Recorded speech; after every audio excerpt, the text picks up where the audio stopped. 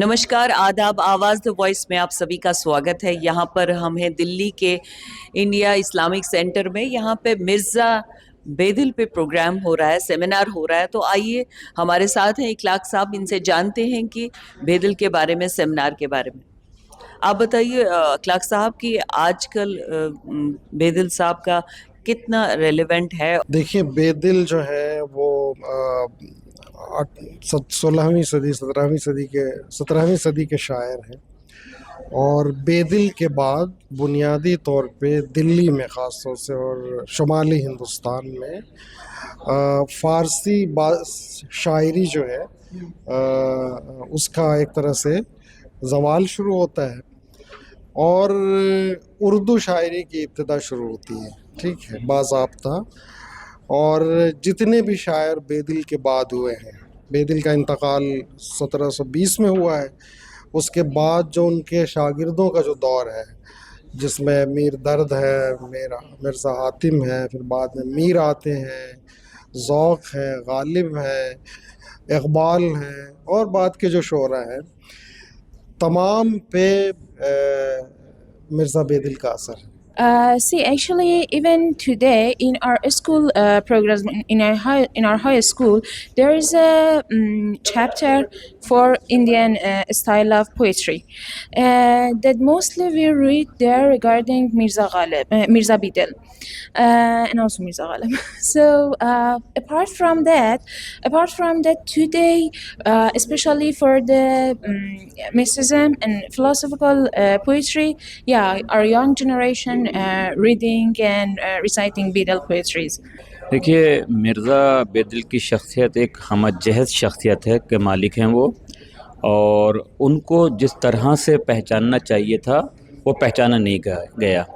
इसी वजह से हिंदुस्तान में एक बेदिल फाउंडेशन भी कायम हुई और इसने मुख्तलिफ़ मौक़ों पर कुछ सेमिनार किए हैं बेदिल से मुताल्लिक़। इसके अलावा क्या नाम है, ईरान में भी एक बेदिल फाउंडेशन है और ईरान कल्चर हाउस में भी अंजुमन अदबिय बेदिल है।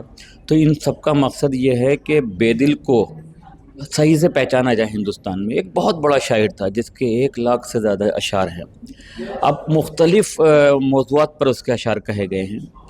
तो ज़रूरत है, वक्त की ज़रूरत है कि इतने बड़े शायर को, जितना बड़ा शायर हो जिसके 1 लाख से ज़्यादा अशार हों, और उसको हम इस तरह से गुमनाम छोड़ दें। इसी मकसद के तहत जो है वो अशार कहे गए। उनके अंदर, उनके अशार में हुब्बुल वतनी का बहुत जज्बा मौजूद है। इसके अलावा मुख्तलिफ़ और दूसरे मौज़ूआत हैं। उन्होंने समाज के मसाइल वग़ैरह इन सब पर बहुत अच्छे से गुफ्तगू की है। और इस सेमिनार का मकसद ही ये है कि हम उनके उन पहलुओं को जो अब तक लोगों तक नहीं पहुंच पाए हैं, इस सेमिनार के ज़रिए हम उन तक पहुंचाएं।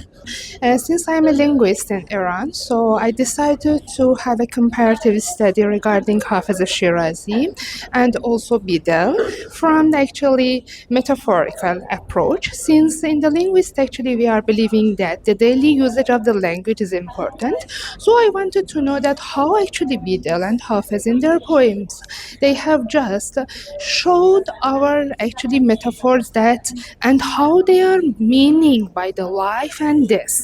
So whether they are just metaphorically means that we are just going to another world or they are merely telling in this world. چیزی از خودم هر قدم زیر قدم گم می کنم، رفته رفته हर چه دارم چون قلم गुम می کنم। इस शेर में बिदिल का यह कहना है, मैं हर कदम जो आगे बढ़ रहा हूँ, जिस कदम मैं आगे जा रहा हूँ, मैं अपने साथ साथ कुछ ना कुछ खो रहा हूँ। मेरे अंदर से कुछ ना कुछ कमी हो रही है, क्योंकि उनका इशारा इसी पे, जितना वो अल्लाह ताला की तरफ जा रहा है, जितना वो अल्लाह ताला को पहचानने की कोशिश कर रहे हैं, इरफान की तरफ आगे बढ़ रहे हैं, उतना ही वो लग रहा है उनके अंदर खामी है, उसमें अभी भी कमी है, उसको पुख्ता करने की कोशिश कर रहे हैं।